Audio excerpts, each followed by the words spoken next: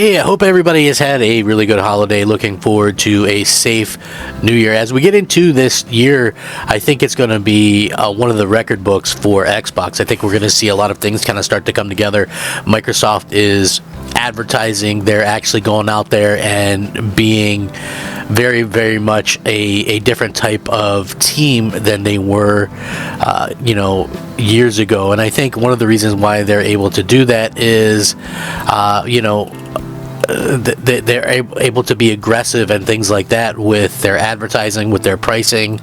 I've said for a long time, they need to be real aggressive with how they handle not only just the pricing, but also with the advertising and things like that. And it looks like they're going to be advertising through the Sphere again, which I think is a really cool thing that they're able to kind of do. And that makes a lot of sense for them to kind of go out there and do that. So, listen, I'm excited for them to get this kind of stuff taken care of. It's clear that, they had to wait a little bit because of the situation with the Activision deal going through. And obviously not being able to advertise or do the things that they really wanted to do kind of hampered them. But I do think that it's good to see that Microsoft has kind of started to maybe turn the tide a little bit, even with some of the media. And I like seeing that, right? Like, there's this meme going around on Twitter and stuff.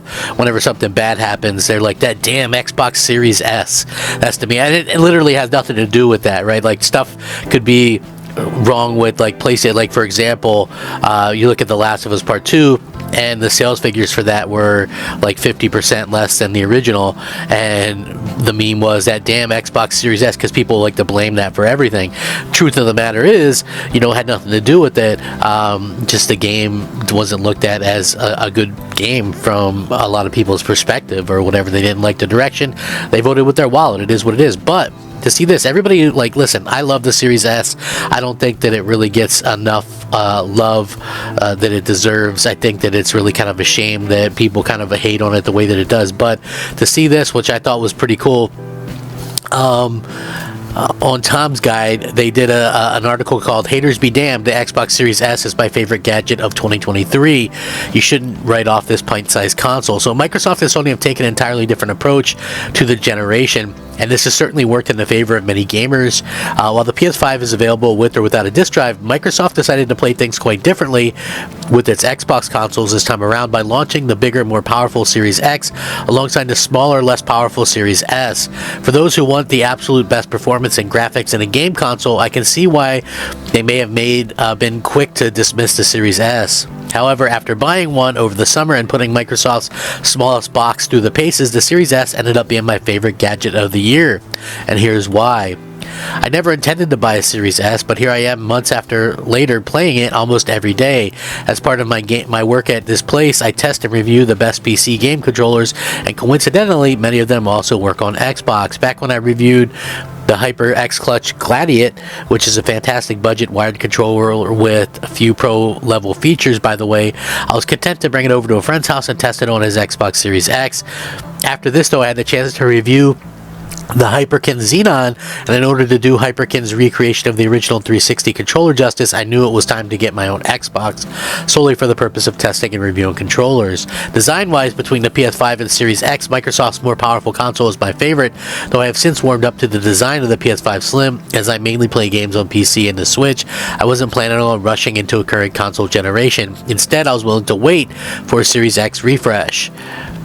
As I had plenty of Xbox controllers to test and didn't want to have to go back and forth to my friends' houses, I decided to pick up a used Series S from GameStop. I paid $30 less than a new console would have cost, but these days, thanks to the holiday deals, you can pick up a new Series S for $250, and some Costco stores have been selling them for as low as $150. Even at its original price, the Series S was the perfect entry point for the current console generation, but with deals like these, it's a no-brainer. So, again, really kind of talking about that kind of stuff. So he says, as for someone who grew up in the 90s, there was a console in particular that I missed out on at a time when I've been dying to ever since, the PS1. Sure, I had a PlayStation, but the smaller redesigned PS1 had one of the coolest first-party accessories in the form of an official LCD screen that attached to the back of the console. I actually have one of those still. I still have mine, by the way, which is pretty cool. Following a successful Kickstarter campaign, U-Spec Gaming released a accessory for the Series S called the X Screen. There are other portable monitors that attach to Microsoft's smaller Xbox. However, the X Screen almost looks like it was designed by Microsoft itself. In fact, it recently became one of the companies officially designed for Xbox features. So anyway, what he loves about the X Screen compared to other detachable monitors for the Series S is that it doesn't require a separate HDMI or power cable. Instead, it slots right on the back of the Series S and uses the console's original AC adapter to power both devices. Meanwhile, two latches on either side ensure that it firmly sits on the console. So portability would be it as well. Although he was more than content with the limitations of the Series S when it came to graphics and performance, its 512 internal storage was something he knew he could end up being a hassle down the line, and there are expansion cards that let you kind of put that out. Microsoft did end up fixing the biggest complaint when it released the carbon black one, which was, obviously that was going to be something that needed to do even more memory and things like that. You just need it. Like, I'm not gonna lie, one of the things about the Series S is it should always have a 1 terabyte, in my opinion anyway. So next gen gaming in a tiny package. It says, before I got the Nintendo Switch in 2017, I never imagined I'd be able to bring a home console with me when traveling and swap it between TVs and things like that. So now that he's able to kind of do that, obviously the things are kind of going in a much better way for him, and I think that that's really cool. Listen, this is sort of like almost one of those situations where begrudgingly somebody picked up the Series S and now they're like, hey, you know what? It's pretty good. I've seen people do this before, not only with the Series S, but with the Series X as well.